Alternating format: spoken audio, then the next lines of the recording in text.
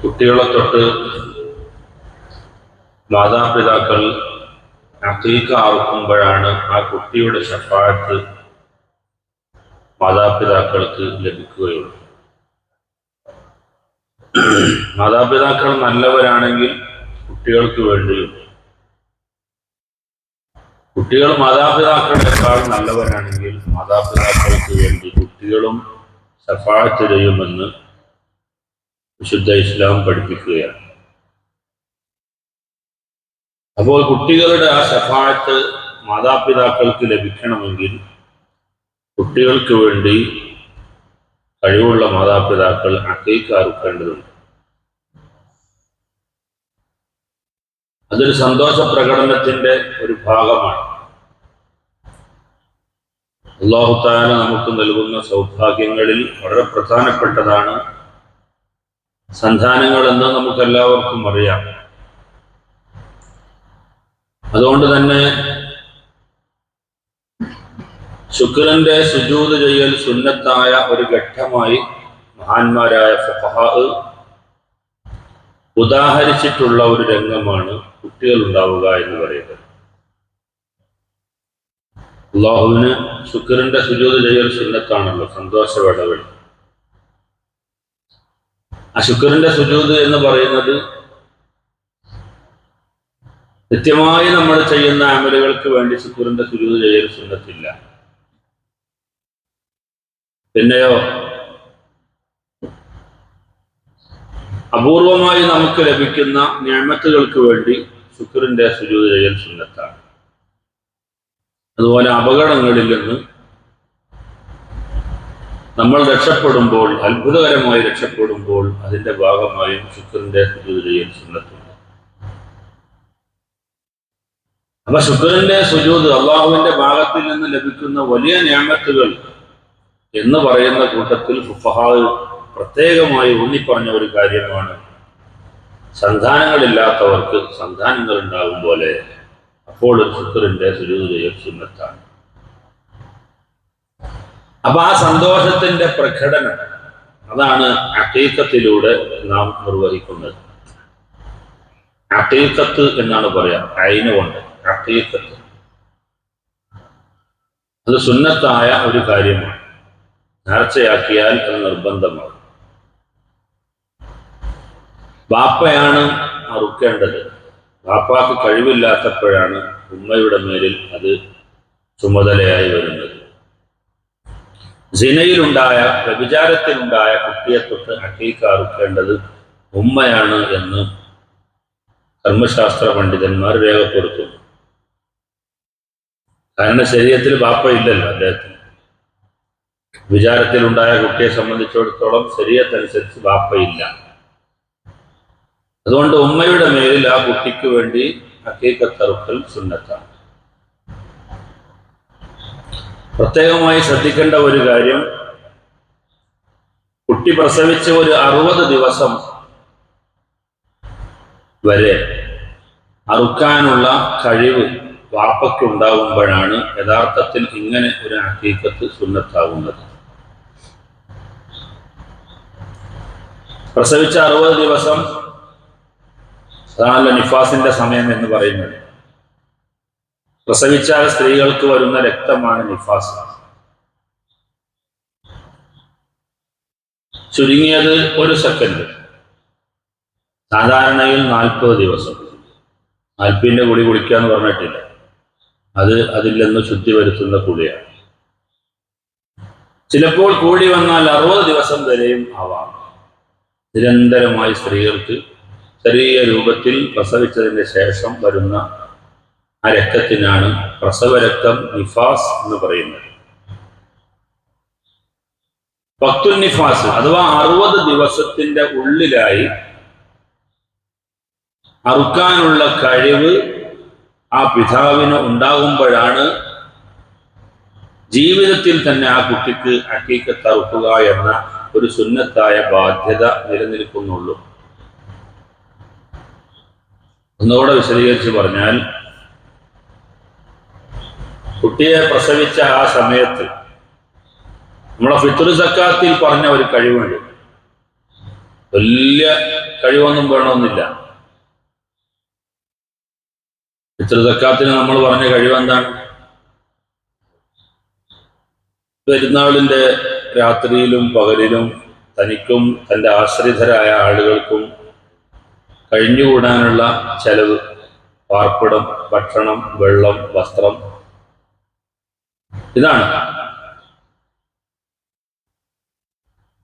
ഇതുപോലെ തന്നെ കടങ്ങൾ വീട്ടാനുള്ള ആസ്തിയുണ്ട്. കടം വീട്ടിക്കോണമെന്നില്ല, എങ്കിൽ ഫിത്ർ സക്കാത്ത് നിർബന്ധമാകും എന്ന് പറഞ്ഞതുപോലെ കുട്ടി ഉണ്ടായിട്ട് 60 ദിവസമാകുന്നതിന് മുമ്പ് ഈ പറയപ്പെട്ട വിധത്തിൽ ഒരു ആടിനെ അറുക്കാനുള്ള കഴിവും ശേഷിയും സാമ്പത്തികമായ അഭിവൃദ്ധിയും ഒരു രക്ഷിതാവിനുണ്ടെങ്കിൽ മാത്രമാണ് ജീവിതത്തിൽ തന്നെ ഹഖീഖത്ത് അറുക്കേണ്ടതുള്ളൂ. ഈ പറയുന്ന 60 ദിവസത്തിന്റെ ഇടയിൽ കഴിവില്ലാത്ത പിന്നെ അയാൾ മുതലാളിയായിട്ടും കാര്യമില്ല, ഹഖീഖത്ത് അറുക്കൽ വാപ്പക്ക് സുന്നത്തില്ല. അപ്പൊ വാപ്പാക്ക് അറുക്കാവുന്ന സമയമാണ് ഇത്. പ്രസവിച്ച ഒരു 60 ദിവസത്തിന്റെ ഉള്ളിൽ വാപ്പാക്ക് അറുക്കാൻ കഴിവുണ്ടാകണം. അങ്ങനെ കഴിവില്ലാത്ത വളരെ പാവപ്പെട്ട ഒരു കുടുംബത്തിലെ പിതാവിനെ സംബന്ധിച്ചിടത്തോളം ആ കുട്ടിക്ക് പിന്നെ ആ പ്രസവിക്കപ്പെട്ട കുട്ടിക്ക് 2 or 3 വയസ്സായപ്പോൾ വാപ്പാക്ക് ശേഷി ഉണ്ടായി. എന്നാലും ഹഖീഖത്ത് എന്ന സുന്നത്ത് വാപ്പാക്കില്ല. കാരണം പ്രസവിച്ചത് മുതൽ 60 ദിവസത്തിന്റെ ഇടയിൽ അറുക്കാനുള്ള ശേഷി ഉണ്ടായിട്ടില്ല. അതുകൊണ്ട് ആ ശേഷി ഉണ്ടായിരുന്നു, പക്ഷെ അപ്പോഴൊന്നും വാപ്പ അറുത്തില്ല. എങ്കിൽ 15 വയസ്സ് വരെ ആ കുട്ടിക്ക് പ്രായപൂർത്തിയാകുന്നത് വരെ അറുക്കാനുള്ള ബാധ്യത നിലനിൽക്കുകയാണ്. അറുക്കാനുള്ള ശേഷിയുണ്ട്, സാമ്പത്തിക ശേഷിയുണ്ട്, പക്ഷെ വാപ്പ അറുത്തില്ല. അതിൻ്റെയോ കാരണം കൊണ്ട് അറുത്തില്ല. വാപ്പ ഗൾഫിലായിരുന്നു, ഞാൻ വന്നിട്ട് എനിക്കും കൂടി അതിന് സാക്ഷ്യം വഹിക്കണം എന്നൊക്കെയാണ് വിചാരിച്ചു. എങ്കിൽ ആ കുട്ടിക്ക് പ്രായപൂർത്തിയാകുന്നത് വരെ ആ വാപ്പയോടുള്ള തൊലബ്, ശറഇന്റെ തേട്ടം നിലനിൽക്കുകയാണ്. കുട്ടിക്ക് പ്രായപൂർത്തിയായി കഴിഞ്ഞാൽ പിന്നെ വാപ്പാക്കുള്ള സുന്നത്ത് കഴിഞ്ഞു, എൻ്റെ ആ പീരീഡ് കഴിഞ്ഞു പോയി. ഇനി ആ കുട്ടിയാണ് അറുക്കേണ്ടത്. അപ്പൊ നമ്മളെ തൊട്ട് നമ്മുടെ പിതാവ് ഹഖീഖത്ത് അറുത്തിട്ടില്ല എങ്കിൽ നമുക്ക് അറുക്കൽ സുന്നത്തുണ്ട്. അപ്പൊ ഉദ്ഹിയ്യത്തിന്റെ ഒക്കെ ഘട്ടം വരുമ്പോ ഒരു മാടിനെ വാങ്ങിയാൽ ഒരു ഭാഗം 7-1 ഉദ്ഹിയ്യത്തും 7-1 എൻ്റെ ഹഖീഖത്തും 7-1 ഭാര്യയോട് സമ്മതം ചോദിച്ച് അവരുടെ ഹഖീഖത്തും, അറുക്കാത്ത വേറെ ഏതെങ്കിലും കുട്ടികളുണ്ടെങ്കിൽ അവരുടെ ഹഖീഖത്തൊക്കെ കൂട്ടി അറുക്കാം. ഇന്ന് ഹഖീഖത്തൊക്കെ വളരെ കൂടുതലായി സുലഭമായി അറുത്തു വരുന്നുണ്ട്. കാരണം ഇന്ന് ജനങ്ങൾക്ക് ആഘോഷിക്കാനും സന്തോഷിക്കാനും എന്തെങ്കിലും ഒരു അവസരം കിട്ടിയെങ്കിൽ ഒന്ന് സന്തോഷിക്കായിരുന്നു, ആഘോഷിക്കായിരുന്നു എന്ന് വിചാരിക്കുന്ന ഒരു സമയമാണ്. പഴയ കാലത്ത് നേരാൻ വണ്ണം ഭക്ഷണം കഴിക്കാൻ തന്നെ സാമ്പത്തിക ശേഷിയില്ലാത്തൊരു കാലമായിരുന്നല്ലോ. അപ്പൊ അതുകൊണ്ട് ഇത്തരം സുന്നത്തുകളെ കുറിച്ചൊന്നും ചിന്തിക്കാനേ കഴിയില്ല. ഇന്നിപ്പോ അങ്ങനെയല്ല. ഇന്ന് മൊത്തത്തിൽ ജനങ്ങൾ സാമ്പത്തികമായി വളരെ ഉയർന്നു, ഇഷ്ടംപോലെ കാശ്. കടണ്ട് എന്നൊക്കെ പറയുന്നത് നമ്മുടെ ആർഭാടത്തിന്റെ ഭാഗമായിട്ടുണ്ടാകുന്ന കാര്യമാണ്. യഥാർത്ഥത്തിൽ കടമില്ലാതെ എല്ലാ ആളുകൾക്കും ഇത് ജീവിക്കാം. കടം ഉണ്ടാവണം എങ്ങനെയെന്നറിയാം. നമ്മുടെ അയൽവാസി വലിയൊരു കല്യാണം നടത്തും, അയാൾക്ക് അതിന് ശേഷി ഉണ്ടായി. എൻ്റെ അയൽവാസി അങ്ങനെ നടത്തുമ്പോൾ ഞാനെങ്ങനെ ഇനിയിപ്പോൾ അങ്ങനെ നടത്താതിരിക്കുക? ഞാനും നടത്തും. അയാൾ കടം വാങ്ങാതെ നടത്തി, ഞാൻ കടം വാങ്ങി നടത്തി. ഇത്രയുടെ വ്യത്യാസം. അയാളുടെ ഖജനാവിലുള്ള കാശ് എടുത്ത് നടത്തി. പക്ഷെ എൻ്റെ അടുത്ത് കാശൊന്നുമില്ല. പക്ഷെ എനിക്ക് ഇനി കുറയാൻ പറ്റില്ലല്ലോ. എൻ്റെ വലത്തെ ഭാഗത്തുള്ള അയൽവാസിയും വലിയ കല്യാണം നടത്തി, ഇടത്തെ ഭാഗത്തുള്ള അയൽവാസിയും വലിയ കല്യാണം. ഞാനായിട്ട് തന്നെ മോശാല്. അതൊക്കെ VIP ഏരിയ അല്ലേ, ഞാനും അതിൽപ്പെട്ട ഒരാളല്ലേ.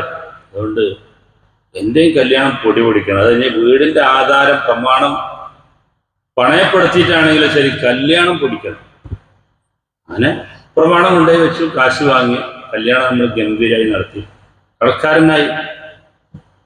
സംഭവിക്കുന്നത് യഥാർത്ഥത്തിൽ നമുക്ക് മാന്യമായി ജീവിക്കാനുള്ള തൊഴിലും ജോലിയും കൂലിയും ഒക്കെ എല്ലാവർക്കും ഉണ്ട്. പക്ഷേ ജനങ്ങൾ അവരുടെ കഴിവിനപ്പുറമാണ് ചെലവഴിച്ചുകൊണ്ടിരിക്കുന്നത്. അപ്പൊ ഞാൻ പറഞ്ഞുകൊണ്ട് വരുന്നത്, നമുക്ക് അറുക്കാനുള്ള ഒരു അവസരം എന്ന് പറയുന്നത് കുട്ടിക്ക് പ്രായപൂർത്തിയാകുന്നത് വരെയാണ്. പ്രായപൂർത്തിയായി കഴിഞ്ഞാൽ പിന്നെ ആ കുട്ടിയോട് സമ്മതം ചോദിച്ചിട്ട് വേണം നമുക്ക് അറുക്കാൻ. നമ്മുടെ ചെറുപ്പകാലത്ത് നമ്മുടെ മാതാപിതാക്കൾക്ക് പിതാവിന് കഴിവില്ലാത്തത് കൊണ്ട് അറുത്തില്ലെന്ന് കരുതി നമ്മുടെ അക്കീക്കത്ത് അറുക്കപ്പെടാതിരിക്കണമെന്നില്ല. നമുക്ക് കഴിവുണ്ടെങ്കിൽ നമുക്ക് ഇപ്പോൾ അറുക്കാം. പഴയ കാലങ്ങളിൽ സാമ്പത്തിക ശേഷിയില്ലാത്ത ഘട്ടങ്ങളിൽ ഈ കുട്ടികൾക്ക് എങ്ങനെയെങ്കിലുമൊക്കെ ഒന്ന് ഭക്ഷണം കൊടുത്ത് അവന്റെ പ്രാണനെ രക്ഷപ്പെടുത്തുക എന്നതായിരുന്നു അവരുടെയൊക്കെ ചിന്ത. സത്യത്തിൽ നമ്മുടെ കൂട്ടത്തിൽ ഒരുപാട് ആളുകൾ നല്ല ബുദ്ധിയുള്ളവരും കഴിവുള്ളവരും വിവേകമുള്ളവരും ഒക്കെ ഉണ്ട്. പക്ഷെ അവരുടെ വിവേകമൊക്കെ എന്തുകൊണ്ട് ചെലവഴിക്കാതെ പോയി എന്ന് ചോദിച്ചാൽ, മാതാപിതാക്കൾക്ക് അവരെ ഒന്നും പള്ളിക്കൂടത്തിൽ പറഞ്ഞേക്കാനും അവന്റെ അഭിരുചിക്കനുസരിച്ച് അവനെ വളർത്താനും അവന് പഠനം നൽകാനും സാമ്പത്തിക ശേഷി ഉണ്ടായില്ല. ഇതുപോലെ നമുക്ക് വേണ്ടിയുള്ള ഹഖീഖത്ത് അവർക്ക് അറുക്കാൻ കഴിഞ്ഞില്ല എന്ന് കരുതി അറുക്കാതിരിക്കണ്ട, നമുക്കറുക്കാം. പ്രായപൂർത്തിയായതിന് ശേഷം നമുക്കറുക്കാം. പ്രായപൂർത്തിയായതിന് ശേഷം ബാപ്പാക്ക് കഴിവുണ്ടായിട്ടും കാര്യമല്ല, അത് മകൻ അറുക്കേണ്ടതാണ്.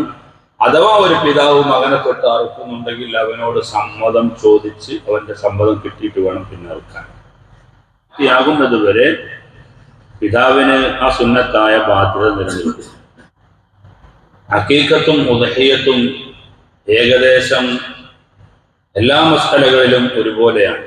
ചെറിയ വ്യത്യാസങ്ങൾ മാത്രമേ ഉള്ളൂ. ഉദ്ഹിയ്യത്തിന്റെ മാംസം നമ്മൾ പച്ചയായിട്ടാണ് വിതരണം ചെയ്യുക. ഹഖീഖത്തിന്റെ മാംസം വേവിച്ചുകൊണ്ടാണ് വിതരണം ചെയ്യാൻ ഏറ്റവും നല്ലത്.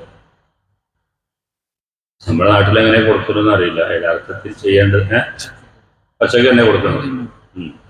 പിന്നെന്താ വെച്ചാൽ വീട്ടില് ആ മാംസം വെച്ചിട്ട് ഒരെ വിളിച്ചു വരുത്തി ഒരാൾക്ക് ഭക്ഷണം കൊടുക്കും, അല്ലേ? അല്ലല്ലേ? ഇത്രേ ഉള്ളൂ.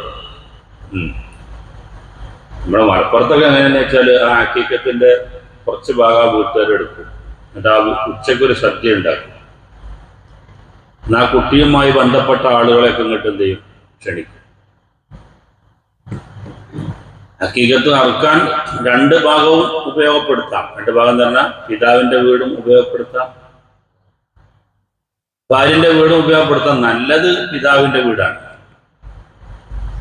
പക്ഷെ സാധാരണ കണ്ടുവരുന്നത് പെണ്ണിന്റെ വീട്ടിലാണ്. ആദ്യത്തെ പ്രസവമാകുമ്പോൾ ഒരു അലിഖിതമായ ഒരു നിയമമുണ്ട്. അത് പെണ്ണിന്റെ വീട്ടിൽ നിന്ന് പ്രസവിക്കുക, പിന്നുള്ള പ്രസവം ഭർത്താവിന്റെ വീട്ടിൽ നിന്ന് പ്രസവിക്കുക. അങ്ങനെയൊക്കെ ഒരു അല്ലേ? ഒരു ചടങ്ങ്, നാട്ടിലൊരു ആചാരം. അതിനൊന്നും വലിയ കഥയൊന്നുമില്ല, അത് വേറെ കാര്യം. പിന്നെ സ്വന്തം ഉമ്മാന്റെ അരികിലാവുമ്പോൾ കൂടുതൽ ഒരു പരിരക്ഷയും സംരക്ഷണവും ഒക്കെ ലഭിക്കുമല്ലോ എന്നൊരു ചിന്ത ഓട്ടോമാറ്റിക്കലി ഉണ്ടാവുമല്ലോ. അപ്പൊ അതുകൊണ്ട് ഒന്നാമത്തെ പ്രസവം എന്ന നിലക്ക് ഭാര്യയുടെ വീട്ടിൽ കൊണ്ടുപോകും. അപ്പൊ പിന്നെ പ്രസവിച്ച 7-ാം ദിവസമാണല്ലോ അറുക്കേണ്ടത്. അപ്പൊ അവിടെ തന്നെ അറുക്കട്ടെ എന്ന് വിചാരിച്ച് അവിടെ പോയിട്ട് അറുക്കും. ഭർത്താവിന്റെ വീട്ടിൽ വെച്ച് നാട്ടിൽ വെച്ച് അറുക്കലാണ് ഏറ്റവും നല്ലത്. ഇനി ഭാര്യയുടെ വീട്ടിൽ വെച്ചായാലും കുഴപ്പമൊന്നുമില്ല. അപ്പൊ പറഞ്ഞുകൊണ്ട് വരുന്നത്, ഭാര്യയുടെ വീട്ടിൽ വെച്ച് അറുക്കുമ്പോ, പെണ്ണിന്റെ വീട്ടിൽ വെച്ച് അറുക്കുമ്പോ ഈ ഭർത്താവിന്റെ അവകാശികളായ കുടുംബക്കാരായ കുറെ ആളുകളുണ്ടാവും. നമ്മുടെ നാട്ടിലൊരവസ്ഥ പറയാം. അപ്പോ ആ വീട്ടിൽ അറുക്കപ്പെടുന്ന പെണ്ണിന്റെ വീട്ടിൽ ഒരു ഫംഗ്ഷൻ ഉണ്ടാക്കുവാണ് ചെക്ക്, ഈ ഹഖീഖത്തിന്റെ മാംസം ഉപയോഗിച്ചുകൊണ്ട്. എന്നിട്ട് ഈ വരുന്ന ആളുകൾക്കൊക്കെ അന്ന് എന്ത് ചെയ്യും? വിതരണം ചെയ്യും. കഴിച്ചു ബാക്കിയുള്ളതെല്ലാം ഈ ഭാര്യയുടെയും പെണ്ണിന്റെയും ചെറുക്കന്റെയും വീടുകളിൽ ബന്ധപ്പെട്ട ആളുകൾക്കൊക്കെ വിതരണം ചെയ്യലാണ് അവിടുത്തെ ഒരു ശൈലി. അപ്പൊ ഉദ്ഹിയ്യത്തിൻ്റെത് നമ്മൾ പച്ചയായിട്ട് കൊടുക്കും. ഹഖീഖത്തിൻ്റെത് യഥാർത്ഥത്തിൽ അതിന്റെ പൂർണ്ണമായ സുന്നത്ത് വേവിച്ചു കൊടുക്കണമെന്നാണ്. ഒരല്പം മധുരമൊക്കെ ഇട്ടുകൊണ്ട് വേവിക്കണമെന്നാണ് നിയമം. കുറച്ച് മധുരം അതിൽ ചേർക്കണം ആ മാംസത്തിൽ. എന്തിനാ? ഈ കുട്ടിയുടെ സ്വഭാവം നല്ല മധുരമുള്ള സ്വഭാവമായി തീരാൻ വേണ്ടി. അതുകൊണ്ടാണല്ലോ ഹഖീഖത്തിന്റെ എല്ലൊന്നും പൊട്ടിക്കാൻ പാടില്ലല്ലോ. നമ്മുടെ നാട്ടിൽ നിന്ന് ചെയ്യലുണ്ടെന്ന് അറിയില്ല. യഥാർത്ഥത്തിൽ ഇപ്പോ ഹഖീഖത്ത് അറുക്കുന്ന ആ പോത്തിന്റെ അല്ലെങ്കിൽ കന്നിന്റെ വാരിയല് പോലും കറച്ച് എന്ത് ചെയ്യരുത്, കഷ്ണിക്കരുത് എന്നാണ്. അതിലൊക്കെ ഒരു ശുഭലക്ഷണമുണ്ട്. എത്രത്തോളം കഴിക്കുന്ന ആളുകൾ പോലും അതിനെ പൊട്ടിക്കാതെ കഴിക്കലാണ് നല്ലത് എന്ന് ഫുഖഹാ രേഖപ്പെടുത്തുന്നു. അതിന്റെ പൂർണ്ണമായ വശങ്ങളാണ് ഈ പറയുന്നതൊക്കെ. പൊട്ടിച്ചു എന്നുകൊണ്ട് ഹഖീഖത്താവില്ല എന്നല്ല, ഓരോ കർമ്മത്തിനും അതിൻ്റെതായ ഒരു പൂർണ്ണതയുണ്ടല്ലോ. അപ്പോ ഉദ്ഹിയ്യത്ത് മാംസമായിട്ട് വിതരണം ചെയ്യുന്ന ഹഖീഖത്ത് വേവിച്ച് വിതരണം ചെയ്യലാണ് നല്ലത്. ഉദ്ഹിയ്യത്തിന് പ്രത്യേകമായ സമയമുണ്ട്, ഹഖീഖത്തിന് സമയമല്ല, സമയം ഇത് തന്നെ. പ്രായപൂർത്തിയാകുന്നത് വരെ അറുക്കാം. പിന്നെ അറുക്കാനുള്ള ഏറ്റവും നല്ല സമയം 7-ാമത്തെ ദിവസം, അതിന് പറ്റിയില്ലെങ്കിൽ 14-ാമത്തെ ദിവസം, അതിന് പറ്റിയില്ലെങ്കിൽ 21-ാമത്തെ ദിവസം. ഈ 3 ദിവസം പരിഗണിച്ചില്ലെങ്കിൽ പിന്നെ അതിന്റെ പൂർണ്ണമായ സമയം കഴിഞ്ഞു, പിന്നെ എപ്പോഴും അറുക്കാം. പകൽ സമയത്താണ് പ്രസവിക്കുന്നതെങ്കിൽ ആ പകൽ അതിൽ പെടും.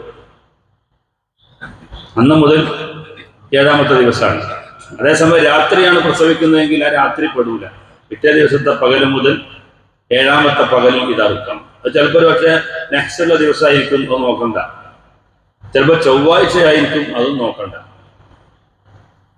ചില ആളുകൾക്ക് അങ്ങനെ ഒരു വിശ്വാസം ഉണ്ട്, അതെന്ന് ചൊവ്വാഴ്ചയാണല്ലോ ഇപ്പോൾ 7-ാം ദിവസമായിട്ട്, എങ്ങനെ? അതിന് പ്രത്യേക കാര്യമില്ല. പ്രസവിച്ച ദിവസം മുതൽ 7-ാമത്തെ ദിവസം അത് ഏതാണെങ്കിലും ശരി അന്നറുക്കണം. അല്ലെങ്കിൽ പിന്നെ 14, അല്ലെങ്കിൽ പിന്നെ 21. അത് കഴിഞ്ഞാൽ പിന്നെ ആ 7ന്റെ ഗുണനത്തിന് 3 ഗുണനം കഴിഞ്ഞാൽ പിന്നെ 7-ന് പ്രത്യേകതയില്ല. പിന്നെ ഏത് സമയത്തും ആവാം. പ്രായപൂർത്തിയാകുന്നത് വരെ ഏത് സമയത്തും അറുക്കാം എന്ന് പറയുന്നത്. അപ്പൊ ഇതാണ് ഉദ്ഹിയ്യത്തുമായി വേർതിരിയുന്ന രണ്ടാമത്തെ ഒരു കാര്യം. ഇവിടെ ശ്രദ്ധിക്കേണ്ട ഒരു കാര്യമുണ്ട്. ഈ 7-ാമത്തെ ദിവസം എന്ന് പറയുമ്പോൾ ഖിത്താൻ ചെയ്യലും 7-ാമത്തെ ദിവസമാകാൻ സുന്നത്തുണ്ട്. സുന്നത്ത് കല്യാണം കഴിക്കാം അല്ലേ? പക്ഷെ ആ 7-ല് പ്രസവിച്ച ദിവസം പെടൂല. തൊട്ടടുത്ത ദിവസം മുതലാണ് 7-ാമത്തെ ദിവസം പരിഗണിക്കുക. പ്രസവിച്ച ആ ദിവസം പരിഗണിക്കുകയില്ല. ഖിത്താനിൽ 7-ാമത്തെ ദിവസം എന്ന് പറയുന്നത് അവിടെയാണ്. അപ്പൊ ഹഖീഖത്ത് അറുത്തതിന്റെ പിറ്റേന്നാണ് സുന്നത്ത് കല്യാണം കഴിക്കേണ്ടത്. സാധാരണഗതിയിൽ ഉദ്ഹിയ്യത്തിന്റെ മാംസത്തിൽ നിന്ന് മുതലാളിമാരായ ആളുകൾക്ക്, ധനികന്മാരായ ആളുകൾക്ക് നാം വിതരണം ചെയ്യുന്നത് അവർക്ക് ഉടമപ്പെടുകയില്ല. അവർക്ക് ഭക്ഷിക്കാം, പക്ഷെ വേറൊരാൾക്ക് വിൽക്കാനൊന്നും അവർക്ക് നിയമമില്ല. അത്രത്തോളം അതിനോടുള്ള അധികാരം അവർക്ക് വരില്ല. നമ്മൾ കൊടുത്ത ഉദ്ഹിയ്യത്ത്, ഫക്കീറായ ഒരാൾക്ക് നമ്മൾ ഉദ്ഹിയ്യത്ത് കൊടുത്താൽ അയാൾക്ക് വേണമെങ്കിൽ അത് വിൽക്കാം, അതിന് വരെയുള്ള അധികാരമുണ്ട്. എന്നാൽ ഹഖീഖത്തിന്റെ മാംസം ധനികനായ ആൾക്ക് കൊടുത്താൽ അയാൾക്ക് അതിന് ഉടമാവകാശം വരും എന്നാണ്. ഉദ്ഹിയ്യത്തും ഹഖീഖത്തും തമ്മിലുള്ള വ്യത്യാസം നേരിയ രൂപത്തിൽ ഫുഖഹാ വിശദീകരിക്കും. പുരുഷനാണെങ്കിൽ 2 ആട്, ആൺകുട്ടിയാണെങ്കിൽ 2 ആട് അറുക്കലാണ് സുന്നത്ത്. പെൺകുട്ടിയാകുമ്പോൾ 1 ആട്. 2 ആട് അറുക്കാൻ പറ്റിയില്ലെങ്കിൽ 1 ആടെങ്കിലും അറുക്കുക. 1 ആടിനേക്കാൾ കുറഞ്ഞത് ഒരു കുട്ടിയെ തൊട്ട് അറുക്കാൻ പാടില്ല, ഹഖീഖത്ത് ലഭിക്കുകയില്ല. 1 ആടിനെ അറുത്തില്ലെങ്കിൽ 7-ൽ 1 വേണമെങ്കിൽ അറുക്കാം, അതും വിരോധമില്ല. ഹഖീഖത്ത് അറുക്കണമെന്ന് നേർച്ചയാക്കിയാൽ പിന്നെ ആ നേർച്ച മൃഗത്തിന്റെ ഒരംശവും നമ്മൾ എടുക്കാൻ പാടില്ല. അത് പാവപ്പെട്ടവരുടെ മാത്രം അവകാശമാണ്. ഹഖീഖ അറുക്കുന്ന 7-ാം ദിവസം സുന്നത്തായ കാര്യമാണ് കുട്ടിക്ക് പേര് വിളിക്കുക എന്നുള്ളത്. ഹഖീഖ അറുക്കാൻ ഉദ്ദേശമില്ലെങ്കിലും പേര് വിളിക്കൽ 7-ാം ദിവസം ആകലാണ് സുന്നത്ത്. ചിലപ്പോൾ ഒരു പക്ഷേ ഹഖീഖ അറുക്കാൻ നമ്മൾ ഉദ്ദേശിച്ചു കൊള്ളണമെന്നില്ല. എന്നാൽ പോലും പേര് വിളിക്കൽ 7-ാം ദിവസമാകൽ സുന്നത്താണെന്ന് മഹാനായ ഇബ്നു ഹജർ അൽ-ഹൈതമി റളിയല്ലാഹു അൻഹു തഖ്വയിൽ പറയുന്നു. അതുപോലെ അന്ന് സുന്നത്തായ മറ്റൊരു കാര്യമാണ് മുടി കളയുക എന്നുള്ളത്.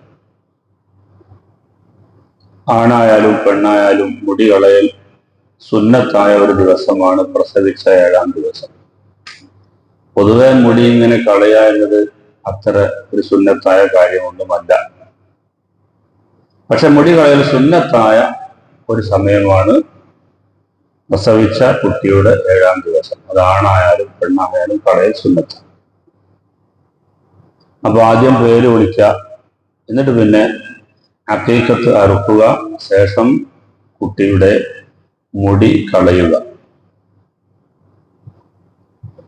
മുടി കളഞ്ഞാൽ ആ മുടിയുടെ തൂക്കത്തിനനുസരിച്ച് സ്വർണമോ വെള്ളിയോ സ്വതക്ക ചെയ്യൽ സുന്നത്തുണ്ട്. ഉണ്ടാവുള്ളൂ, ചെറിയ തൂക്കല്ലേ ഉണ്ടാവുള്ളൂ, ചെറിയ കുട്ടിയല്ലേ. അപ്പൊ ആ മുടിയുടെ തൂക്കത്തിനനുസരിച്ച് സ്വർണമോ വെള്ളിയോ സ്വതക്ക ചെയ്യൽ സുന്നത്താണ്. പിന്നെ പേരിടുമ്പോ നല്ല പേര് നോക്കിയിടണം. ഓരോരുത്തരുടെയും പേരിലേക്ക് ചേർത്തിയാണല്ലോ നാളെ ആഖിറത്തിൽ വിളിക്കപ്പെടുന്നത്. അതുകൊണ്ട് നല്ല പേരുകൾ ധരിക്കുക, അത് സുന്നത്താണ്. ഏറ്റവും നല്ല പേര് അബ്ദുല്ലാഹ് എന്ന് പറയുന്ന പേരാണ് എന്ന് കാണാം. അഹബ്ബുൽ അസ്മാഇ അബ്ദുല്ലാഹ്, അള്ളാഹുവിന്റെ ദാസൻ എന്നാണ് അതിന്റെ അർത്ഥം. ദാസൻ എന്ന് മാത്രം പേരിട്ടാല് വലിയ മോശമാവും അല്ലേ?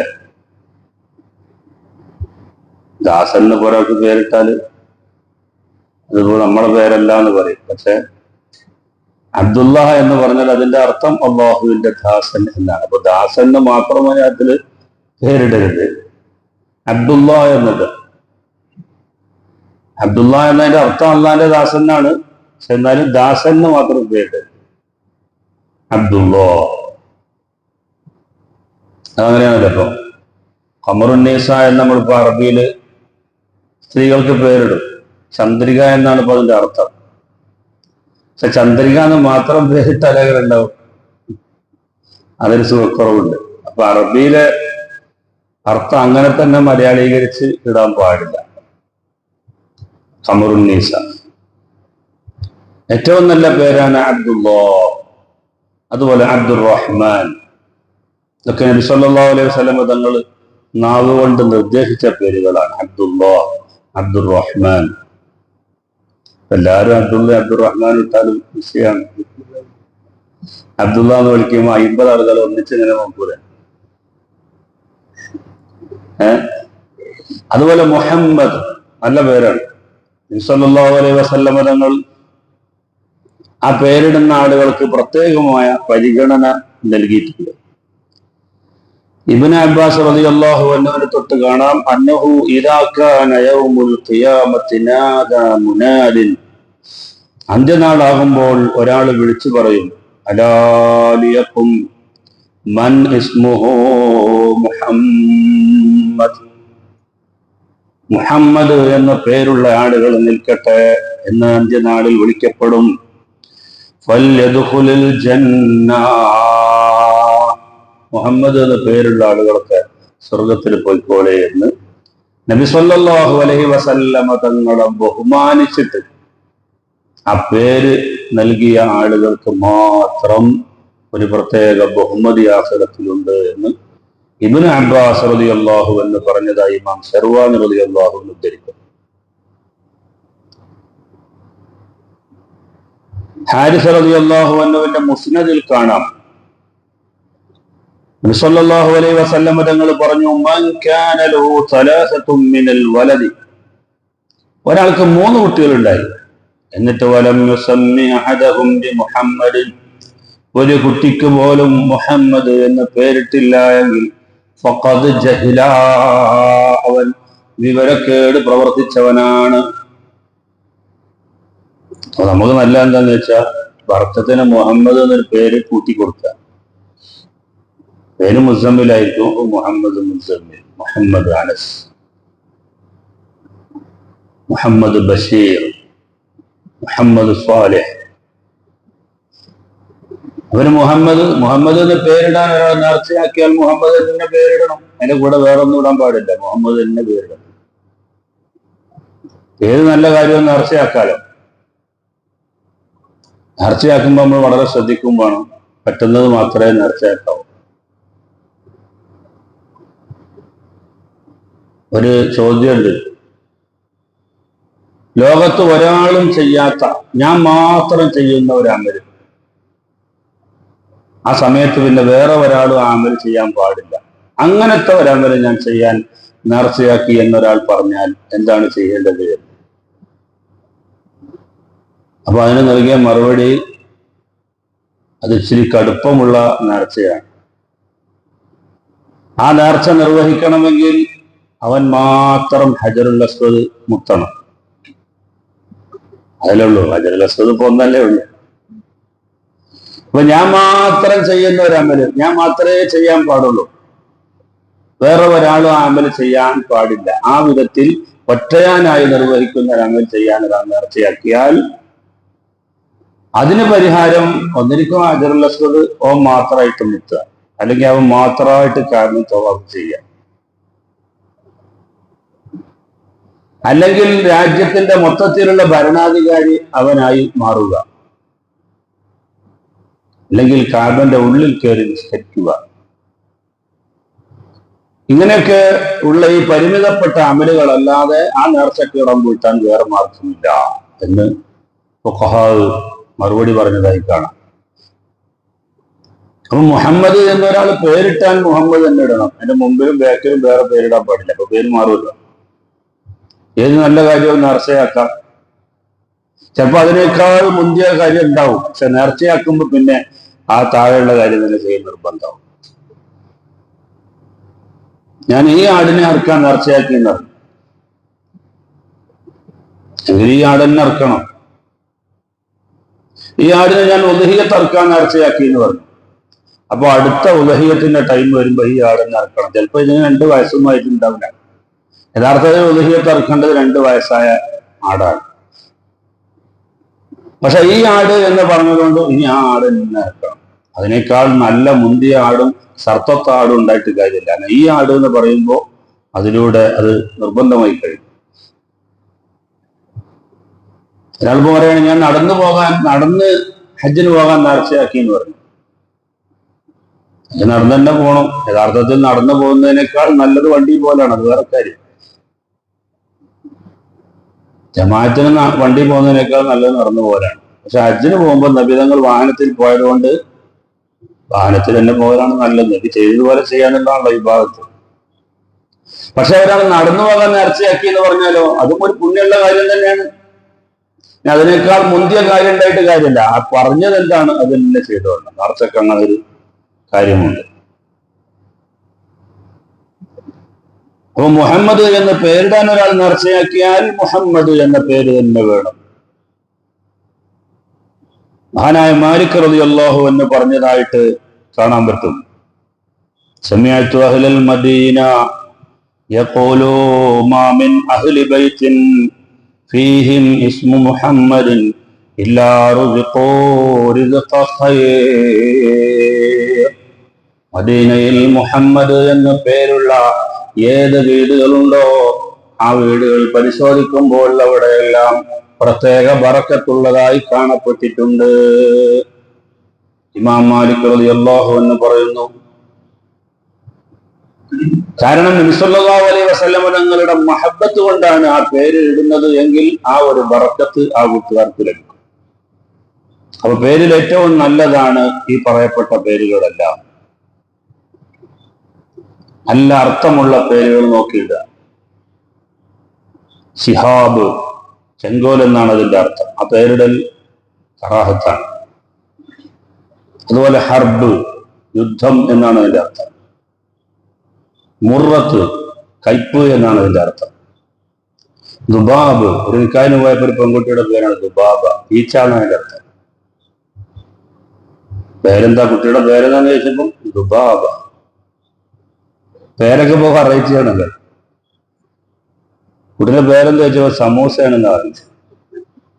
എന്താ കുട്ടി അങ്ങനെ പേരിടാൻ? ബാപ്പന്റെ പേര് മൂസ, ഉമ്മാന്റെ പേര് സാറ. ഇത് ഉമ്മാന്റെ സായ എടുത്ത് ബാപ്പാന്റെ മൂസ എടുത്തപ്പോ സമൂസ. ആ പേര് എന്തെല്ലാം വെറൈറ്റി പേരാ.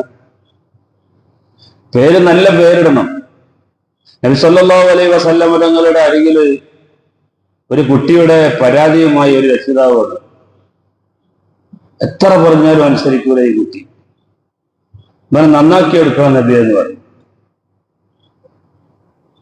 അപ്പൊ ഈ കുട്ടി പറഞ്ഞു, ബാപ്പാക്ക് എന്നെ കുറിച്ച് ഒരുപാട് പരാതി പറയാനുണ്ട്, എന്നാൽ എന്റെ പരാതി എന്താണെന്ന് നബിതങ്ങളൊന്ന് കേൾക്കണ്ടേ? അപ്പൊ എന്താ മോന് പറയുള്ളത്? അപ്പൊ പറഞ്ഞു, എനിക്കൊരു നല്ല ഒരു പേരിട്ട് തന്നില്ല. അപ്പൊ പേരിന്റെ അർത്ഥം കരിവണ്ട് എന്നായിരുന്നു. എനിക്ക് നല്ല ഒരു പേരിട്ട് തന്നില്ല. നബി സല്ലല്ലാഹു അലൈഹി വസല്ലം തങ്ങൾ ആ പിതാവിനെ ആക്ഷേപിച്ചു. ആയത്തുകളിലും ഹദീസുകളിലും ഒക്കെ പരാമർശിക്കുന്ന പേരുകൾ നമ്മുടെ കുട്ടികൾക്ക് ഇട്ടുകൊടുക്കുമ്പോ അവര് ഖുർആൻ ഓതുമ്പോഴും ഹദീസ് വായിക്കുമ്പോഴും ചരിത്രം വായിക്കുമ്പോഴും അവർക്കൊരു സന്തോഷം ഇങ്ങനെ വരും. എവിടെയും പരാമർശിക്കാത്ത ഒരു പേര് നമ്മൾ എവിടുന്നോ ഉന്തിപ്പിടിച്ച് കൊണ്ടുവന്നവൻ, ആ പേര് അവന്റെ പേരായിട്ടല്ലാതെ ചരിത്രത്തിൽ എവിടെയും നമുക്കത് വായിക്കാൻ കഴിയില്ല. അതേസമയം നമ്മൾ നല്ലൊരു പേരിട്ട്, അബൂബക്കർ എന്നൊരു പേരിട്ട്, ആ പേര് നമ്മൾ ഹദീസുകളിലും ഇങ്ങനെ വായിക്കുമ്പോൾ, ചരിത്രത്തിൽ വായിക്കുമ്പോൾ അതിട്ട ആൾക്കൊരു സന്തോഷം ഉണ്ടാവും. അതാണ് മഹാന്മാരുടെ പേരുകൾ ഇടുമ്പോഴുള്ള ഗുണം. ആ ഒരു ബറക്കത്ത് നമുക്ക് കിട്ടും. അപ്പോ മുൻഗാമികളായ ആളുകൾ ഉപയോഗിച്ച പേരുകൾ അത് തന്നെ പരമാവധി ഇടാൻ നമ്മൾ ശ്രമിക്കുക. ഒരാൾക്ക് കുട്ടിയുണ്ടായി എന്നറിഞ്ഞാൽ അതിന്റെ പേരിൽ അദ്ദേഹത്തിന് ആശംസ നേരുക സുന്നത്താണ്. അത് മഹാന്മാരായ ഫുഖഹാവ് പറയുന്നുണ്ട്. അതുപോലെ പേരിൽ തന്നെ ഇടാൻ പാടില്ലാത്ത ചില പേരുകളുണ്ട്. മാലിക്കുൽ മുലൂക്ക്, രാജാതിരാജൻ എന്നാണ് അതിന്റെ അർത്ഥം. ഖാദിൽ ഖുദാത്ത്, ജഡ്ജികളുടെ ജഡ്ജി. ഇങ്ങനെയുള്ള പേരുകളൊന്നും ഇടാൻ പാടില്ല. അതുപോലെ തന്നെ ജാറുല്ലാഹ്, അള്ളാഹുവിന്റെ അയൽവാസി എന്നാണ് അതിന്റെ അർത്ഥം, ജാറുല്ലാഹ്. പിന്നെ നമ്മള് അപലക്ഷണം തോന്നിപ്പിക്കുന്ന ചില പേരുകളുണ്ട്. റഹ്മത്ത്, ബർക്കത്ത്, നിഅമത്ത്. കേൾക്കുമ്പോൾ നല്ല പേരാണ്. പക്ഷെ റഹ്മത്തുണ്ടോ എന്ന് ചോദിക്കുമ്പോ ഇല്ല എന്ന് പറയുമ്പോ ഒരു മോശത്തരല്ലേ? അങ്ങനത്തെ പേരുകളൊന്നും ഇടരുതില്ല. റഹ്മത്ത് എന്ന് ഒരാൾക്ക് പേരിട്ട്, അപ്പൊ ചോദിക്കുകയാണ് അവിടെ റഹ്മത്തുണ്ടോ? ഇവിടെ റഹ്മത്തില്ല എന്ന് പറഞ്ഞാൽ അതൊരു സുഖക്കുറവുണ്ടല്ലോ. അപ്പൊ അങ്ങനത്തെ പേരുകളൊന്നും ഇടരുത്. ബർക്കത്ത്, നിഅമത്ത്, റഹ്മത്ത്. ബർക്കത്തുണ്ടോ ചോദിക്കുമ്പോ ബർക്കത്തില്ല എന്ന് പറഞ്ഞാൽ പോയില്ല കാര്യം. അപ്പൊ അങ്ങനെയുള്ള പേരുകൾ ഇല്ല എന്ന് പറയുമ്പോൾ അപലക്ഷണമായി തോന്നിപ്പിക്കുന്ന ഇത്തരം പേരുകൾ ഒഴിവാക്കണം. റഹ്മത്തുല്ലാഹ്, നിഅമത്തുല്ലാഹ്, ബർക്കത്ത്, ഇത്തരം പേരുകൾ ഒഴിവാക്കണമെന്ന് ഫുഖഹാവ് പറയുകയാണ്. ഉദ്ഹിയ്യത്ത് അറുക്കുന്ന മൃഗത്തിനുണ്ടാകേണ്ട എല്ലാ നിബന്ധനകളും അഖീഖത്ത് അറുക്കുന്ന മൃഗത്തിനും ഉണ്ടാകണം. അതിൽ ശ്രദ്ധിക്കേണ്ട ഒരു കാര്യം ഇന്നലെ നമ്മൾ സൂചിപ്പിച്ചു, പരമാവധി എല്ല് പൊട്ടിക്കാതിരിക്കാൻ ശ്രമിക്കുക. വാരിയെല്ലുകളൊക്കെ പൂർണ്ണമായ അർത്ഥത്തിൽ തന്നെ അതിൽ നിന്ന് ഇറച്ചി ഇങ്ങനെ മാന്തി എടുത്തിട്ട് പൊട്ടിക്കാതിരിക്കുന്നതാണ് നല്ലത്. 1/7 ഒരാൾ പങ്കുചേർന്നത്, 1/7 ഭാഗം എങ്കിൽ പോലും ആ കന്നിന്റെ പൊത്തിന്റെ മുഴുവൻ എല്ലുകളും അതുപോലെ പൊട്ടിക്കാതിരിക്കൽ സുന്നത്താണ് എന്ന് ഫുഖഹാവ് പറയുന്നു. അഖീഖത്ത് അറുക്കുന്നതിന് മുമ്പ് ഒരു കുട്ടി മരിച്ചുപോയി, 7-ാം ദിവസത്തിന് മുമ്പ്. എന്നാലും ആ കുട്ടിക്ക് അഖീഖത്ത് അറുക്കണം. ജീവനോടുകൂടെ ഭൂമിയിലേക്ക് പ്രസവിച്ച് വീണ ഏത് കുട്ടിക്കും, കൂടുതൽ കാലം ജീവിച്ചാലും ശരി ഇല്ലെങ്കിലും ശരി, പ്രത്യേകിച്ച് ഒരു കുട്ടി മരണപ്പെടുമ്പോൾ ആ മാതാപിതാക്കൾക്കുള്ള ഒരു വലിയ ബെനിഫിറ്റാണ്. കാരണം ഒരു കുട്ടി ജീവിച്ച് വളർന്ന് വലുതായി ആ കുട്ടി ഇനി നമുക്ക് ആഖിറത്തിൽ ഗുണം ചെയ്യോ ഇല്ലെന്ന് പറയാൻ കഴിയില്ല. പക്ഷെ ചെറുപ്പത്തിൽ മരണപ്പെട്ട ആ കുട്ടി ഒരു പാവവും ചെയ്യാത്ത കുട്ടിയാണ്.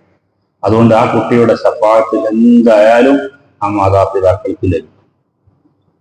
അപ്പൊ അല്ലാഹു തആല അങ്ങനെ ഒരു പരീക്ഷണം ഒരു മാതാവിനും പിതാവിനും വരുത്തിയാൽ അതിൽ നമ്മൾ പരമാവധി അങ്ങ് ക്ഷമിക്കുക. അതിന് അതിൻ്റെതായ വലിയ പ്രതിഫലമുണ്ട്.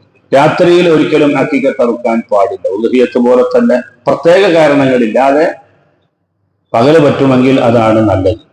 ഫിത്ർ സക്കാത്തിന് കഴിവുള്ള ഏതൊരാൾക്കും അക്കീക്കത്ത് അറുക്കൽ സുന്നത്തുണ്ട്. അക്കീക്കത്ത് അറുക്കാൻ പിതാവിന് കഴിഞ്ഞില്ല എങ്കിൽ അവര് സ്വന്തമായി പ്രായപൂർത്തിയാകുന്ന സമയത്ത് അറുക്കൽ സുന്നത്തുണ്ട് എന്ന് കർമ്മശാസ്ത്ര പണ്ഡിതന്മാർ പറയുന്നു. ആ അറിവിന്റെ മൃഗങ്ങളിൽ ഉള്ള തർത്തീവ് കൂടി പറയാം. ഏറ്റവും നല്ലത് ഉദ്ഹിയത്തായാലും ഹക്കീക്കത്തായാലും ഏറ്റവും നല്ലത് 7 ആടുകളെ അറുക്കലാണ്. ഉദ്ഹിയത്ത് 7 ആട് അറുക്കാൻ പറ്റുമെങ്കിൽ ഏറ്റവും നല്ലത് 7 ആട് അറുക്കലാണ്. 7 അറിവുകൾ കിട്ടിയല്ലോ. അറിവ് നടക്കുക എന്നതാണ് അന്നത്തെ പ്രാധാന്യം. അതുകൊണ്ട് 7 ആടുകൾ അറുക്കുക. ഹക്കീക്കത്തായാലും ഉദ്ഹിയത്തായാലും ഏറ്റവും ശ്രേഷ്ഠമായ വശം അതാണ്. അല്ലെങ്കിൽ പിന്നെ ഒരു ഒട്ടകം അറുക്കുക. അപ്പൊ ഒരു ഒട്ടകം അറുക്കുന്നതിനേക്കാളും പുണ്യം 7 ആടുകളെ അറുക്കലാണ്. കാരണം 7 അറിവുകൾ അവിടെ വരുന്നുണ്ട്. രണ്ടാമത് ഒരു പൂർണ്ണമായ ഒട്ടകം, അല്ലെങ്കിൽ പിന്നെ ഒരു മാട്, പശു, പോത്ത്, കാള, മൂരി, ഇങ്ങനെയുണ്ട്. ആടല്ലാത്ത ഒട്ടകവുമല്ലാത്ത മാടുകൾ. അത് കഴിഞ്ഞ് അവന് 4ാമത്തെ സ്ഥാനം നെയ്യാട്. നമ്മുടെ നാട്ടിൽ അതില്ല. പിന്നെ കോലാട് നമ്മുടെ നാട്ടിലുണ്ട്. പിന്നെ 7-1 ഒട്ടകത്തിലെ 7-1 അതാണ് 6. അതിന് പറ്റിയില്ല എങ്കിൽ പിന്നെ മാടിലെ 7-1. ഇതാണ് അതിന്റെ തർത്തീബ് എന്ന് മഹാനായ ഇബ്നു ഹജർ അൽ-ഹൈതമി 9-ാം വാള്യം 371 രേഖപ്പെടുത്തുന്നു. അല്ലാഹു സുബ്ഹാനഹു വ തആല നമ്മൾ ഈ പറഞ്ഞ ഇൽമുകളൊക്കെയും നമ്മിൽ നിന്ന് ഖബൂൽ ചെയ്യുമാറാവട്ടെ.